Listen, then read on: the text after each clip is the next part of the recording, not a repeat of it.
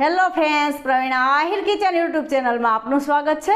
જય શ્રી કૃષ્ણ। મિત્રો, આજે આપણે બનાવીશું ઘાટા રસાવાળું સૂકા ચોળાનું શાક। અને મિત્ર, એ પણ આપણે દાળ ભાત સાથે ખાઈ શકીએ એવું, અને એક સિક્રેટ સામગ્રીથી। તો મિત્ર, ચાલો બનાવીએ સૂકા ચોળાનું શાક। ચોળાનું શાક બનાવવા માટે મેં આ 150 ગ્રામ જેટલા ચોળા લીધેલા છે। આપણે જેટલી વ્યક્તિ માટે બનાવવાના હોય એ પ્રમાણે આપણે ચોળા લઈ લેવાના। તો આને મેં કલાક પહેલાં ગરમ પાણીમાં પલાળેલા છે, એટલે એકદમ સરસ પોચા થઈ ગયા છે। આવી રીતે ભાંગી જાય એટલા સરસ થોડાક પોચા થઈ જાય, પલાળી દઈને વહેલા એટલે જલ્દીથી પછી બફાઈ જાય અને આપણે ગેસની પણ બચત થાય। આવી રીતે સરસ પલળી ગયા છે। હવે આપણે આને એક કુકરમાં બાફી લેવાના છે। લીધેલું છે અને આ ચોળાને આપણે આ કુકરમાં જવા દેવાના છે। 2 થી 3 વિસલમાં સરસ બફાઈ જશે।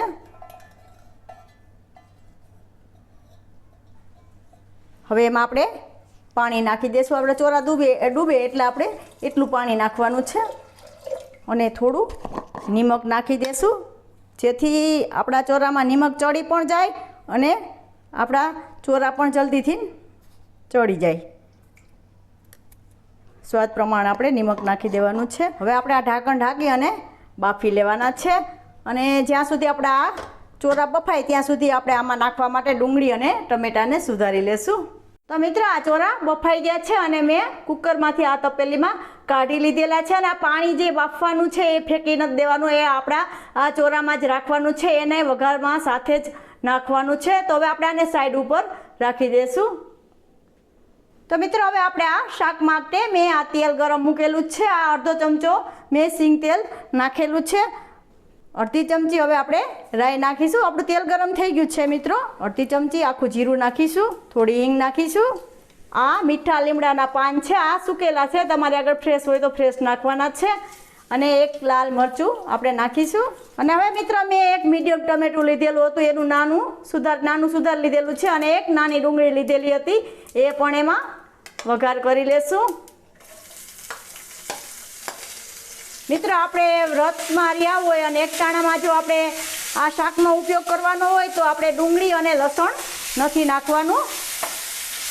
વ્રતમાં આપણે ડુંગળી લસણ ના ખાતા હોઈએ તો એની સામે તમારે ટમેટાનું પ્રમાણ વધારી દેવાનું અને થોડો ગરમ મસાલો નાખી દેવાનો, જેથી ટેસ્ટ સરસ જ આવશે। તમે ડુંગળી ઓછી નાખશો તો પણ ગરમ મસાલો નાખશો એટલે સરસ ટેસ્ટ આવશે। તો આવી રીતે આપણે વઘાર કરી લીધેલો છે।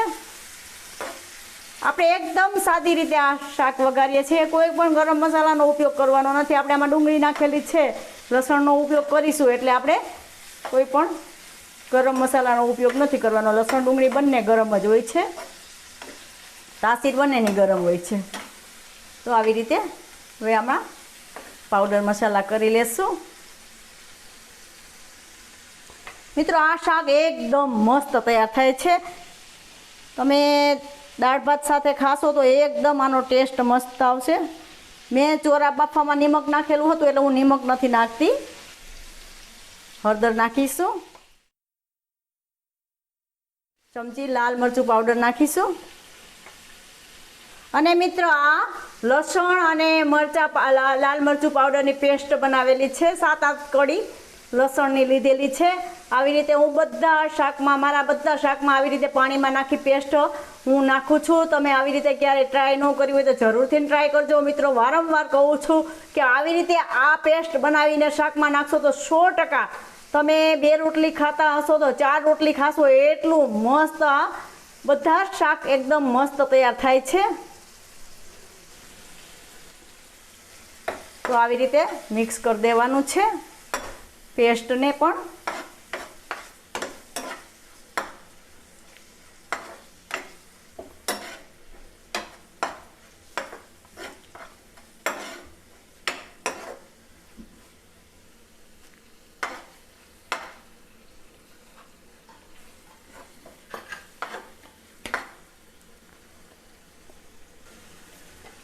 ને મિત્ર, આવી રીતે 1 ચમચી આપણે ખાંડ નાખીશું।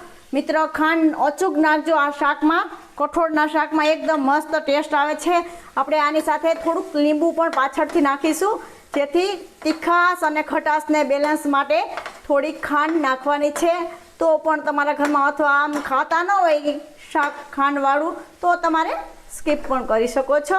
પણ મારા મંતવ્ય પ્રમાણે શાકમાં ખાંડ નાખશો તો એકદમ મસ્ત ટેસ્ટ આવે છે. અમે આવી રીતે શાકમાં ખાંડ નાખીએ છીએ. બહુ મસ્ત શાક તૈયાર થાય છે. આવી રીતે સરસ સોફ્ટ થઈ ગયા છે આપણા ટમેટાં અને ડુંગળી બંને. એકદમ આપણે ગ્રેવી બનાવ્યું એવું મસ્ત તૈયાર થઈ ગયું છે. તો મિત્રો આપણે આપણા જે ચોરા બાફેલા છે એને એમાં જવા દઈશું. એને જે આ પાણી છે એની સહિત જ આપણે જવા દેવાના છે. બાફેલા પાણીને ફેંકી નથી દેવાનું મિત્રો. આપણે ઘાટા રસાવાળું શાક બનાવવાનું છે. આવી રીતે બનાવશો એટલે મસ્ત ઘાટા રસાવાળું શાક તૈયાર થશે. અમારે બધાને આ શાક બહુ ભાવે. શાક દાળ ને રોટલી મસ્ત તૈયાર થાય છે અને ભાવે પણ એટલું ખૂબ સરસ થાય છે. તો આવી રીતે આપણે સરસ બધું મિક્સ કરી લીધેલું છે. હવે મિત્રો આપણે આમાં એક સિક્રેટ સામગ્રી ઉમેરવાની છે. તો હવે આપણે એમાં સિક્રેટ સામગ્રી ઉમેરીશું. મિત્રો આપણે આ વિડીયો સ્કીપ કર્યા વગર જોજો તો એકદમ મસ્ત તમારું શાક તૈયાર થશે. મિત્રો આ સિક્રેટ સામગ્રી છે ભાતનું ઓસામણ. આ 1 કપ જેટલું છે. એને એમાં જવા દઈશું. આમાં મેં શાકવાળો ચમચો રાખેલો હતો એટલે આમાં થોડું તેલ જેવું થઈ ગયું છે. આવી રીતે ઓસામણને જવા દેવાનું છે. ભાતનું ઓસામણ નાખશો એટલે એકદમ મસ્ત શાક તૈયાર થાય. આપણે દાળ ભાત કર્યા હોય એટલે ભાતનું ઓસામણ તો હોય જ અને આપણા શરીરમાં પણ ખૂબ લાભદાયી હોય છે. ભાતનું ઓસામણ ફેંકી નથી દેવાનું, આપણા શાકમાં નાખવાનું છે જેથી આપણું શાક એકદમ મસ્ત એકદમ ઘટ થશે. જેમ શાકને પકવશું એમ સરસ થશે. હવે મિત્રો આપણે આને ઢાંકણ ઢાંકી અને 5 મિનિટ માટે આવી રીતે થવા દેવાનું છે. આપણે ઢાંકણ ઢાંકી અને રાખી દેશું. 5 મિનિટ માટે આપણે રાખી દેશું. હાઈ ફ્લેમ ઉપર જ રાખેલું છે મિત્રો. તો મિત્રો 5 મિનિટ થઈ ગઈ છે. હવે આપણે ઢાંકણ ખોલી અને આપણા શાકને જોઈ લેશું. જો મિત્રો એકદમ મસ્ત તમે જોઈ શકો છો કેટલો ઘાટો રસો તૈયાર થઈ ગયો છે મિત્રો. 5 મિનિટ થઈ મિત્રો. એકદમ મસ્ત શાક તૈયાર થઈ જાય છે. અને કશ્મીરી લાલ મરચું પાવડર વાપરેલું છે એટલે તીખું પણ નહીં હોય મિત્રો. એકદમ મસ્ત. હવે આપણે ગેસને બંધ કરી દઈશું અને ઉપરથી લીલા ધાણા જીરુંનું પાવડર પણ જવા દઈશું. ગેસ બંધ કરીને ધાણા જીરુંનો પાવડર નાખવાનો છે મિત્રો. અડધી ચમચી જેટલું ધાણા જીરું પાવડર નાખી દેવાનું છે. બીજું આપણે કોઈ ગરમ મસાલાનો ઉપયોગ નથી કરવાનો મિત્રો. આ અડધા લીંબુના રસને એમાં જવા દઈશું. જોતાં જ ખાવાનું મન થઈ જાય એટલું મસ્ત શાક તૈયાર થઈ ગયું છે. થોડા લીલા ધાણા જવા દઈશું. હવે મિત્રો આપણે એક પેનમાં આને કાઢી લેશું બાઉલમાં. છે આપણું આ ચોરાનું શાક. તો મિત્રો આ ચોરાનું શાક તમને કેવું લાગ્યું એ મને કોમેન્ટ બોક્સમાં જરૂરથી જણાવજો. અને આવી જ નવી રેસીપીઓ જોવા માટે મારી ચેનલને સબસ્ક્રાઈબ કરવાનું બિલકુલ ના ભૂલતા. ફરી મળીશું એક નવી રેસીપી સાથે. ત્યાં સુધી જય શ્રી કૃષ્ણ.